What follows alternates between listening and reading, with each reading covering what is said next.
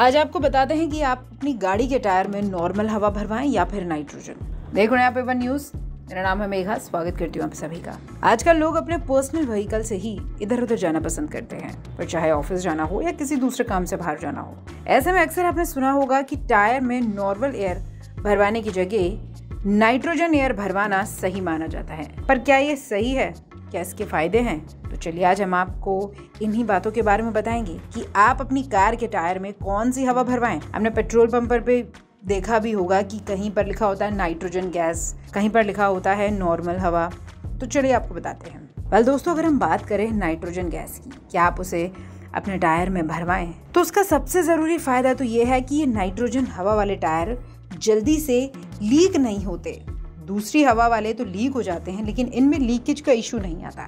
ऐसे में आपको बार बार हवा भरवाने की जरूरत नहीं पड़ेगी। अगर बात की जाए नॉर्मल टायर की, तो हर 10 में से 15 दिन में इन टायर में हवा भरवानी पड़ती है। इनकी हवा धीरे धीरे कम होने लगती है।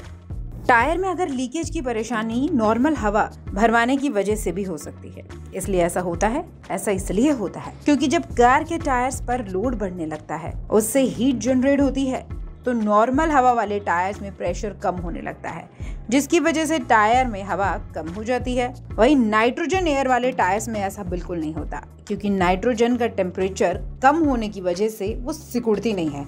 यानी जो नाइट्रोजन गैस होती है वो संकुचित नहीं होती। कार की माइलेज पे भी असर पड़ता है। नॉर्मल एयर की तुलना में नाइट्रोजन एयर का इस्तेमाल करने से कार और बाइक की माइलेज भी मजेदार हो जाती है।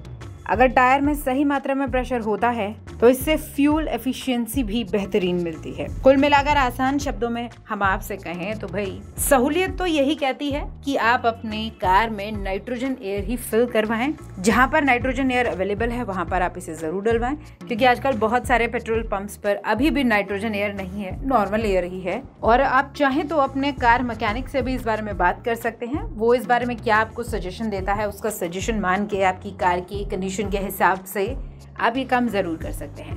देख रहे थे आप A1 न्यूज़। नमस्कार।